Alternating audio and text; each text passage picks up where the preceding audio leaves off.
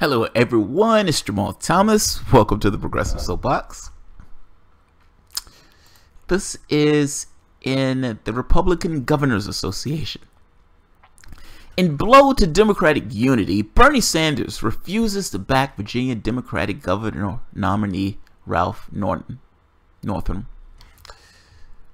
Now, I live in Virginia. And because I live in Virginia, I've taken an interest in this story. If you remember, Bernie Sanders was supporting Perriello. Now, Perriello was running in the primary against Northam. I didn't know anything about Perriello. I thought he was just a weak Democrat. I didn't vote for him. I thought they were trying to brand him as something else. So yeah, he didn't get my vote. My rule, represent my interests or you don't get my vote. Basic rule, standing by. Bernie Sanders, that was his guy. And that guy lost. Now, this guy, Northam, is going up against a Republican in Virginia for the governor's race. I did a story the other day where Democrats are talking about they were concerned and a bit jittery over this race. The polls are close. Now, right now, you have Clintonite, Terry McAuliffe in that office. And you're having a governor's race, and they're not certain that the Democrat is going to win. The question was put to Sanders. They put the question to him. Do you support the Democratic nominee against the Republican, mind you, in the Virginia governorship race? Sanders' answer was no. Our Revolution's answer was no. The answer was no. I love that answer.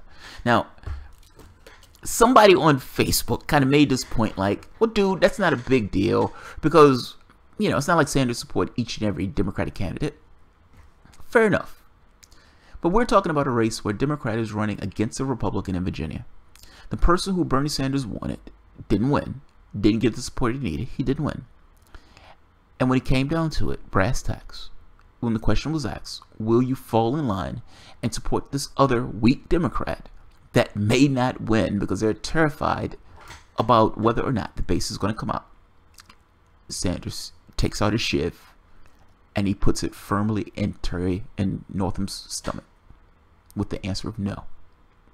Now, all of these lefties and progressives and everything else, all of these guys who are listening to what Sanders is saying and are questioning on whether or not they should vote for this guy. There are some people out here who actually do listen to what Sanders says on whether or not they should vote for a particular candidate. And in this situation, even though this guy may actually lose to the Republican, the Democratic Party may lose another governorship, when asked, when the question was put to him, the independent senator from Vermont whispers, no. He whispers no. Let me read it. Still reeling from his worst week on the campaign trail, Democratic Virginia Governor. And look, take this with a grain of salt. This is a Republican thing. Take it with a grain of salt. Still reeling from the worst week on the campaign trail, Democratic Virginia gubernatorial candidate Ralph Northam received more bad news yesterday after Bernie Sanders and his Our Revolution group announced that they will not endorse him for the governor. Sam Stein of the Daily Beast first reported that Our Revolution will endorse 6 Virginia House delegate candidates, but not Northam, dealing a serious blow to his support from Democratic grassroots voters who votes in 2 weeks, or 2 weeks from Election Day. So understand what's being said. Bernie Sanders says, look, we will put our support behind 6 delegates. That's what we will do. Hey, what about Northam? No, not him. Not him. Let that asshole lose. The Our Revolution group refusal to back Northam is notable since they did endorse his primary opponent, Tom Perriello, with Sanders even coming to campaign on his behalf. But not only have Sanders and his group gone completely dark since the Democratic primary, they are now openly spurning Northam's candidacy, with Northam already struggling to rally his base voters after coming out in favor of pipeline projects opposed by many Democrats. Sanders' refusal to back his campaign will only further weaken his ability to unify Democrats for a victory in November. It's Fox. I mean, I'm sorry, not Fox. It's a Republican thing. So yes, they're going to take a certain tone about they're adding in information about had a rough week and all this other stuff. But the bare bones of it is Bernie Sanders You've caucused with the Democrats for God knows how long. You supported Hillary Clinton after they broke you in the Democratic primaries.